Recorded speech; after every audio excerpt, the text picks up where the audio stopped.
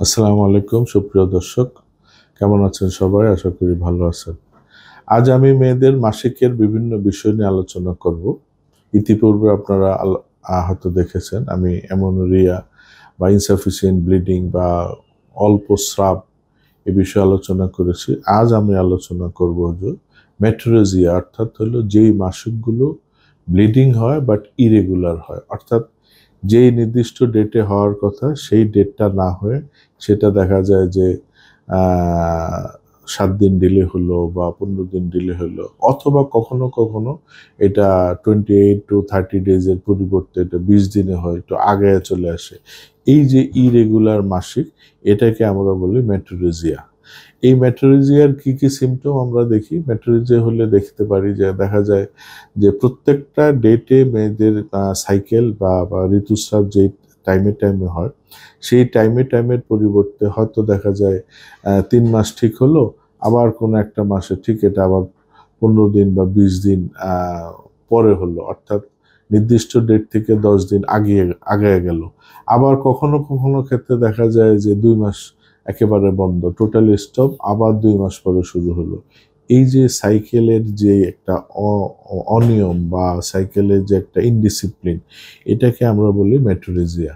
এই মেট্রোরেজিয়া হলে সাধারণত দেখা যায় যে এর সাথে কি কি লক্ষণ থাকে? লক্ষণগুলো হলো যেমন মাসিক তো ইরেগুলার হবে এবং এর সাথে তলপেটে প্রচণ্ড ব্যথা থাকবে, পেইনফুল অ্যাবডোমেন, অর্থাৎ লোয়ার অ্যাবডোমেনে খুব ব্যথা হবে। তারপরে হলো আবার যখন যাবে হেভি ভ্যাজাইনাল ডিসচার্জ, অর্থাৎ এতে এই পিরিয়ডের সাথে সাথে খুব বেশি পরিমাণ সাদা স্রাব, লিকুরিয়া যেটা আমরা বলি, সাদা স্রাব ডিসচার্জ হবে। এই ধরনের যদি হয় তাহলে আমরা এটাকে আমরা আমলে নিব এবং চিকিৎসা করব। এবং এগুলোর চিকিৎসা মূলত কি? এগুলি সব ক্ষেত্রে পিরিয়ডের যখন অনিয়ম বা ইরেগুলারিটিস হবে, সেটা অ্যামেনোরিয়া হোক, ডিসমেনোরিয়া হোক, মেট্রোরেজিয়া হোক, মেনোপজ হোক, যাই হোক, সেক্ষেত্রে আমরা বিবেচনা করব প্রথম তার হরমোনাল ব্যালেন্সটা, হরমোনাল ফিগারটা ঠিক আছে কিনা।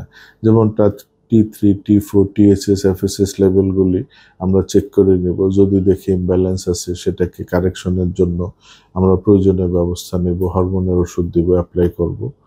দ্বিতীয় কথা হলো তার যদি body condition, physical activities, physical condition, যদি সে খুব বেশি বাল্কি হয়, যদি দেখাতে অতিরিক্ত ওজন, তার স্বাভাবিক ওজনের থেকে অতিরিক্ত ওজন থাকে, তাহলে তার ওজন নিয়ন্ত্রণের জন্য যে ব্যবস্থা করা দরকার, তার ওয়ার্কআউট দরকার, তার ডায়েট দরকার, তার কি দরকার, সেগুলিকে রোগীকে আমরা অ্যাডভাইস করব।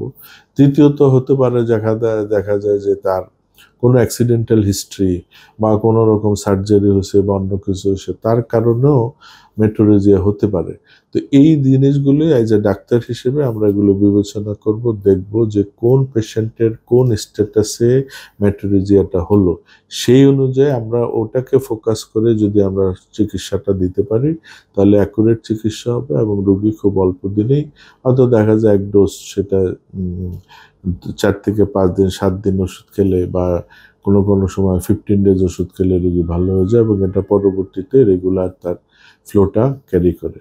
তাহলে আমরা কি পেলাম? মেট্রোরেজিয়ার সিমটম হলো যেমন ব্লিডিংটা ইরেগুলার হবে, অর্থাৎ মাসিকটা ডেটটা ঠিক থাকবে না, আগে পিছে হতে পারে। দ্বিতীয়ত এর সাথে পেইনফুল ব্যথা থাকবে একটু বেশি। তৃতীয়ত ডিসচার্জ, অর্থাৎ সাদা স্রাব, লিকুরিয়াটা বেশি যাবে। এই ধরনের হলে আমরা বুঝবো মেট্রোরেজিয়া। এবং এই মেট্রোরেজিয়া হলে আমাদের যেসব হোমিওপ্যাথিক ওষুধ আছে, ডাক্তার ভাইরা বিশেষ করে কিছু ওষুধ, খুব বেশি ওষুধ না, ওই ওষুধগুলোকে আমরা ফোকাসে আনবো, ওই ওষুধগুলো নিয়ে আমরা চিন্তা করব এবং অ্যাপ্লাই করব। এবং অনেক ক্ষেত্রে এইসব ওষুধের ক্ষেত্রে, অনেক ক্ষেত্রে অ্যালোপ্যাথির ক্ষেত্রে দেখা যায় এগুলি কিছু অ্যান্টিবায়োটিক প্রয়োজন হয়, কারো ইঞ্জেকশন দেয়, বা কারো দেখা যায় যে নর্মাল ওষুধ খায় কিন্তু কোনো কাজ হয় না। কিন্তু খুব কার্যকরী এবং খুব ইফেক্টিভ ট্রিটমেন্ট কিন্তু হোমিওতে আছে। এগুলি আপনারা এসব রোগী অহরহ পাওয়া যায় এবং অনেক ফিমেল পেশেন্ট কষ্ট পাচ্ছে, প্রপার ট্রিটমেন্ট পাচ্ছে না। দেখা যায় ওষুধ খেলে ভালো হয়, আবার 2-3 মাস পরে আবার অনিয়ম শুরু হয়। কাজে এগুলি আমরা ভালো করে কেস টেকিং করে, মায়াজমের কথা চিন্তা করে, হরমোনালের কথা চিন্তা করে আমরা যদি ওষুধ অ্যাপ্লাই করি, এগুলি খুব ভালো চিকিৎসা সম্ভব। আজ এ পর্যন্ত, ভালো থাকবেন সবাই। আসসালামু আলাইকুম।